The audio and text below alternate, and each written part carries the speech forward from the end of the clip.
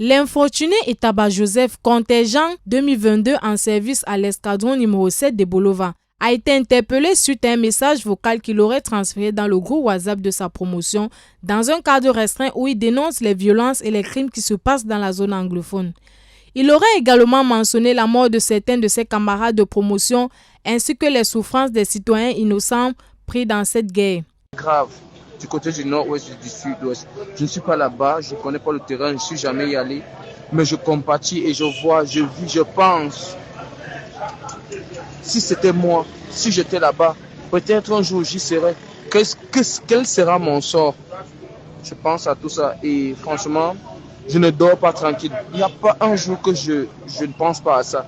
Le jeune gendarme a chuté en appelant ses collègues à se lever afin d'interpeller la hiérarchie pour mettre un terme à cette guerre.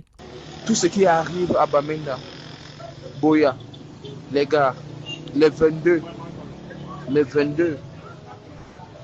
on a la possibilité d'arrêter ça. Nous, je connais nos cœurs, je connais notre ardeur, je connais notre tempérament. Je suggère qu'on fasse un groupe, qu'on fasse un syndicat pour parler, qui va parler à la hiérarchie, peu importe ce que ça va nous coûter. Vous avez vu, les gars ont manifesté pendant les élections, les gars étaient tout feu, tout flamme. Pour ça, les gars ont perdu la vie.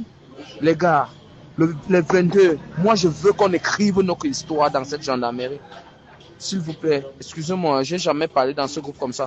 Je voudrais qu'on crée un groupe, qu'on s'entende, qu'on organise, qu'on complote, qu'on se lève comme un seul homme. Même si c'est au CED, même si c'est où.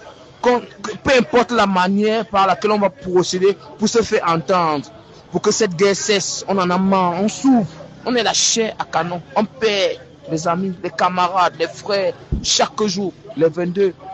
Nous, je ne sais pas, je n'ai jamais perdu cette conviction que c'est nous qui pouvons arrêter cette guerre à Bamenda.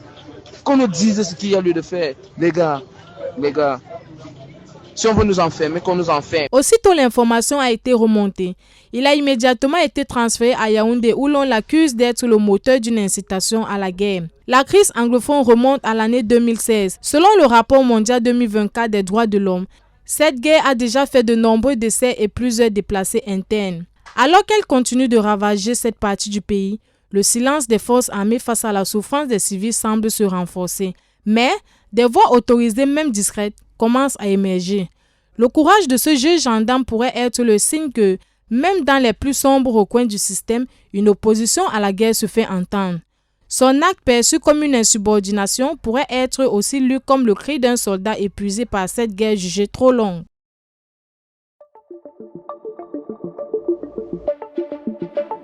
Le Messager Télévision, à l'écoute du peuple.